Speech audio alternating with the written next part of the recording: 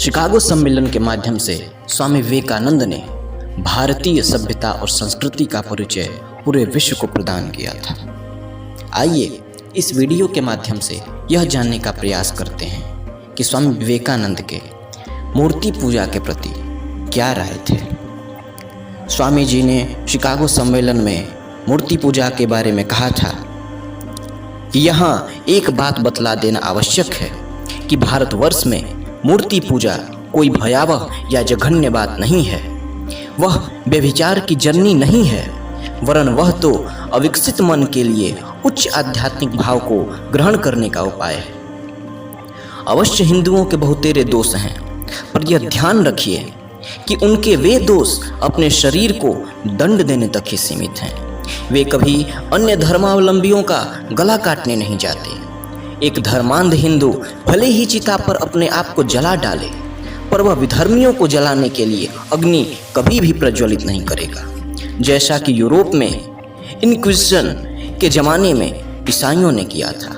फिर भी इस बात के लिए उसका धर्म उससे अधिक दोषी नहीं समझा जा सकता जितना कि डाइनों को जला देने का दोष ईसाई धर्म पर मढ़ा जा सकता है। यदि कोई मनुष्य अपने ब्रह्म भाव को मूर्ति पूजा के सहारे अधिक सरलता से अनुभव करता है तो क्या उसे पाप कहना ठीक होगा?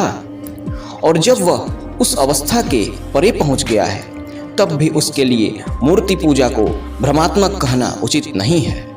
हिंदू की दृष्टि में मनुष्य असत्य से सत्य की ओर नहीं जा रहा है, वह तो सत्य से सत्य की ओर, निम्न श्रेणी के सत्य से उच्च श्रेणी के सत्य की ओर अग्रसर हो रहा है। हिंदू के मतानुसार क्षुद्र अज्ञानी के धर्म से लेकर वेदांत के अद्वैतवाद तक जितने धर्म हैं वे सभी अपने अपने जन्म तथा अवस्था भेद के अनुसार उस अनंत ब्रह्म के ज्ञान तथा उपलब्धि के उपाय हैं, और वे उपाय उन्नति की सीढ़ियां हैं। प्रत्येक जीवन उस युवा गरुण पक्षी के समान है जो धीरे धीरे ऊंचा उड़ता हुआ तथा अधिकाधिक शक्ति संपादन करता हुआ अंत में उस प्रकाशमय सूर्य तक पहुंच जाता है। विभिन्नता में एकता, यही तो प्रकृति की रचना है और हिंदुओं ने इसे भली भांति पहचाना है। अन्य धर्मों में कुछ निर्दिष्ट मतवाद विधिबद्ध कर दिए गए हैं और सारे समाज को उन्हें मानना अनिवार्य कर दिया जाता है।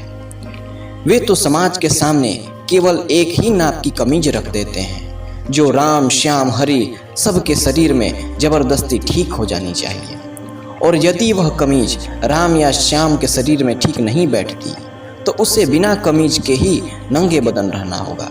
हिंदुओं ने यह जान लिया है कि निरपेक्ष ब्रह्म तत्व की उपलब्धि धारणा या प्रकाश केवल सापेक्ष के सहारे ही हो सकता है, और मूर्तियां, क्रॉस या चांद तो केवल आध्यात्मिक उन्नति के सहायक रूप हैं। वे मानो बहुत सी खूंटियां हैं जिसमें धार्मिक भावनाएं अटकाई जाती हैं। ऐसी बात नहीं है कि प्रत्येक के लिए इन साधनों की आवश्यकता हो, पर बहुतों के लिए तो ये आवश्यक हुआ करते हैं, और जिनको अपने लिए इन साधनों की सहायता की आवश्यकता नहीं रहती उन्हें यह कहने का कोई अधिकार नहीं है कि इन साधनों का आश्रय लेना अनुचित है।